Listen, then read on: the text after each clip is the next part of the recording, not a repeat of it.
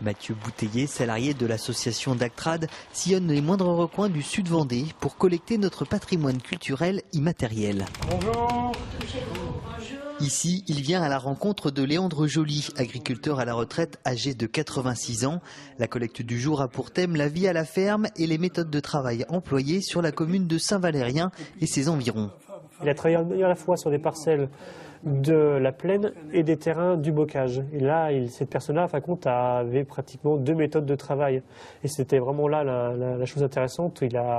C'est-à-dire qu'il utilisait les bœufs en général pour travailler les terres du bocage et les chevaux de trait pour les terres de la plaine.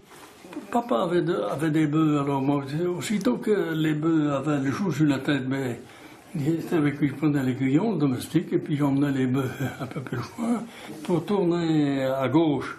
Vous tapez un petit peu sur le nez du bœuf de droite, et puis l'autre avançait. D'accord, c'est comme ça. Quand je viens et je leur questionne, souvent c'est peut-être la première fois qu'on leur questionne sur des choses qu'ils n'ont plus fait depuis de nombreuses années. Et c'est vrai qu'une fois qu'on a déficelé la pelote, tout se déroule, et là, souvent c'est le récit de vie. À cette époque-là, il y en a qui allaient garder les vaches avant l'école. Donc ils devaient partir garder les vaches à 6 heures. De retour dans les bureaux de l'association, Mathieu Bouteiller passe alors au séquençage et à l'archivage de la bande-son collectée. Pour 3 heures d'enregistrement, 6 heures de travail seront nécessaires. On ne jette rien, on garde de toute façon.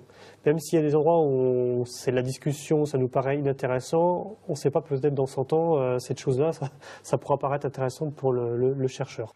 Chaque séquence numérisée est référencée et classée par thème et ensuite transmise au centre de documentation du patrimoine immatériel Ethnodoc. Ethnodoc traite ces informations, les archive, et une fois qu'elles sont archivées chez eux, il y en a une copie qui est envoyée à l'Institut national de l'audiovisuel, ou quand ce sont des documents écrits, c'est envoyé à la Bibliothèque nationale.